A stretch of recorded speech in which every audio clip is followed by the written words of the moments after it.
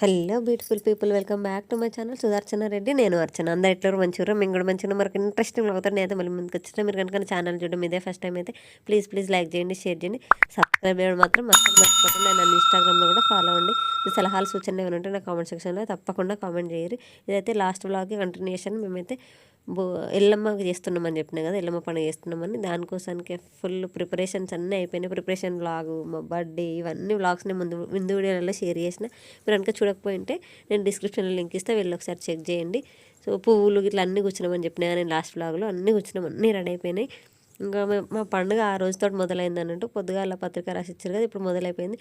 And కాళ్ళకు పసుపు ఇట్లా పెట్టుకున్నాం, మేము రెడీ అయిపోయినాము. అండ్ దుర్గమ్మకు బియ్యం పోయడానికి పోతున్నాం. ఆ బియ్యం కూడా ఏమంటారు కలిపి పెట్టేసినాం అన్నీ.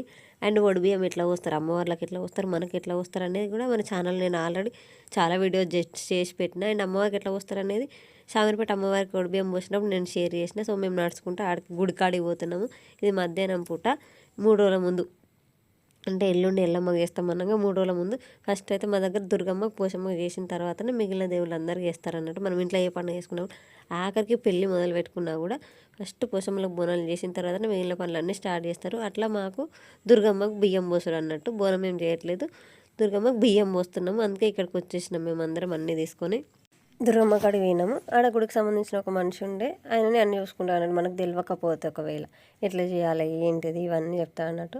మనం తీసుకున్న చీర అమ్మవారి మెడలు వేసి అమ్మవారికి బొట్టు, గంధం, పసుపు అన్నీ ఉంచి అమ్మవారికి కూడా సేమ్ మనకి ఎట్లా వేస్తారో అట్లనే. అండ్ కలశాక కూడా తీసుకుపోతారు అమ్మవారికి. అండ్ ఒక కన్ను అంటే బ్లౌజ్ పీస్ ముందట పరిచి దాంట్లో 5 బొట్లు పెట్టి ఇంకా మనకు పోసినట్టు 5 సార్లు 5 మంది అమ్మవారికి ఒకటి బియ్యం పోస్తారు.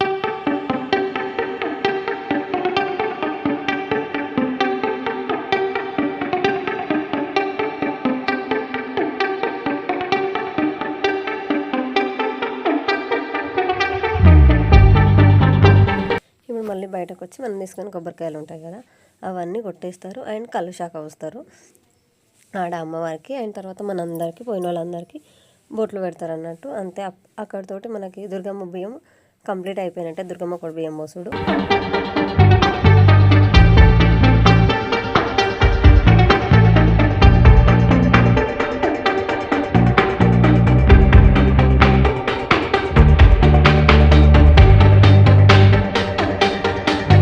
మళ్ళీ మేము ఇంటికి వచ్చేసరికి అమ్మ పోషమ్మ బోనాలు రెడీ చేసింది, అంటే పూదిచ్చింది, వండింది, రెడీగా పెట్టింది అన్నట్టు. మేము వచ్చేసి ఇంకా తయారయ్యి మళ్ళీ పోషమ్మ కాడికి స్టార్ట్ అవ్వడమే. ఇంకా బ్యాలెన్స్ పోషమ్మ కూడా 2 బోనాలు అంటారు. ఒకటి పసుపన్నం, ఒకటి బెల్లం అన్నము.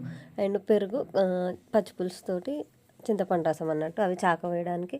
అండ్ సప్పుడుతోటి ఇప్పుడు ఈ బోనాలని మనం ఆడ పోషమ్మ గుడి కాడ సమర్పించాలన్నట్టు. సప్పుడుతో తీసుకోవాలి పోషమ్మకి. దుర్గమ్మకి సప్పుడు ఏం అవసరం లేదు.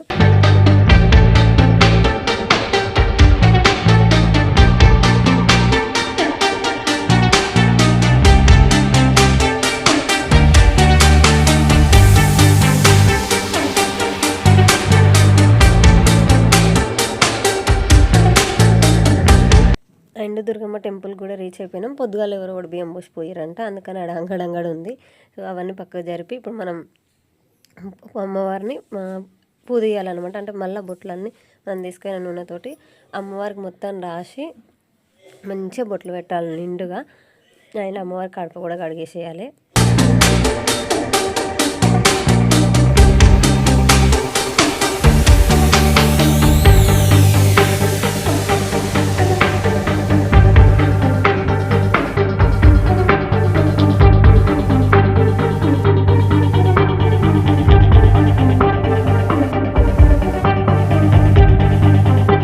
అమ్మవారి కడప కడిగేసి పూజించిన తర్వాత ఇప్పుడు అమ్మవారి ముందు పోతలింగం ఉంటుంది.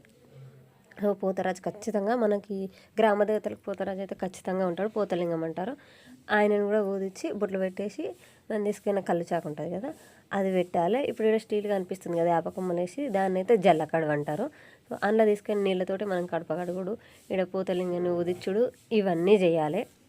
నేనైతే ఫస్ట్ టైం ఇది ఎక్స్పీరియన్స్ చేసిన, పోషమ్మను పూజించుడు.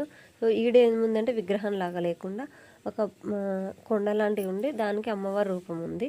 సో మొత్తం పోషమ్మ అంటేనే బొట్లంట, అంటే ఒళ్ళంతా కళ్ళలాగా మనం మొత్తం కనబడకుండా ఏడ గ్యాప్స్ ఉంటాయి ఆడ మొత్తం బొట్లతో నింపేయాలి.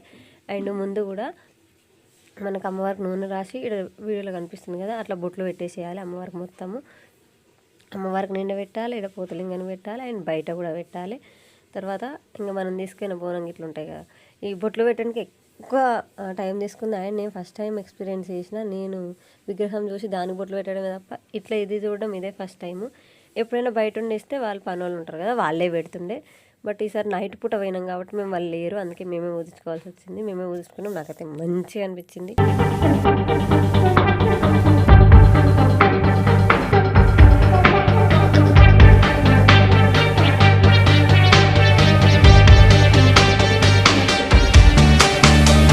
ఇప్పుడు మనం తీసుకుపోయిన బోనం ఉంది కదా, అందులో నుంచి అన్నం కొంచెం కొంచెం తీసి అమ్మవారికి నైవేద్యం పెట్టి అందులో పెరుగు, మనం తీసుకున్న చారు అవన్నీ 5 సరకులు పోసేసి కొబ్బరికాయ ఇట్లా కొట్టి ధూపం ఇచ్చి అమ్మవారికి నివేదన చేయాలి.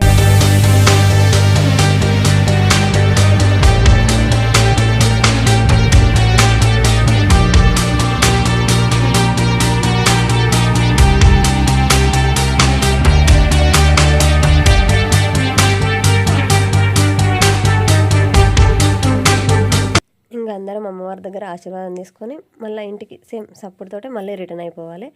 ఈ పోషమ్మ కాడికి అన్నిటికీ సప్పుడుతోటే, ఇంకా పండుగ స్టార్ట్ అయిందంటే డప్పులతోటే పని.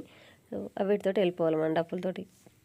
మరి ఆ మిగిలిన అన్నం, ఆ బోనంలో ఉన్న అన్నం అంతా ఏం చేయాలంటే మనం ఇంటికి వచ్చినాక అందరం ప్రసాదంలాగా కొంచెం కొంచెం తినేసేయాలి.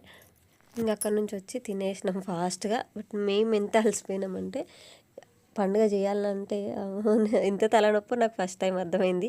ఎందుకంటే ఇంతవరకు నేను ఏది బాధ్యతలు తీసుకొని ఏం చేసింది ఏం లేదు. ఫస్ట్ టైం నేను మా ఆయన కలిసి బాధ్యతలు తీసుకొని ఇవన్నీ చేస్తున్నాం కదా, హెడేక్ వచ్చింది. అందుకే ఆయనకి కొంచెం సేపు హెడ్ మసాజ్ చేసి నేను రాత్రి 12కి మైదా పెట్టుకున్నా. అది కూడా పిచ్చి పిచ్చి గీతలు పెట్టుకున్నా, ఉట్టిగా తెచ్చుకున్నా కదా ఫోన్ వేస్ట్ అవుతుంది అనే ఉద్దేశంతో మాత్రమే పెట్టుకున్నా.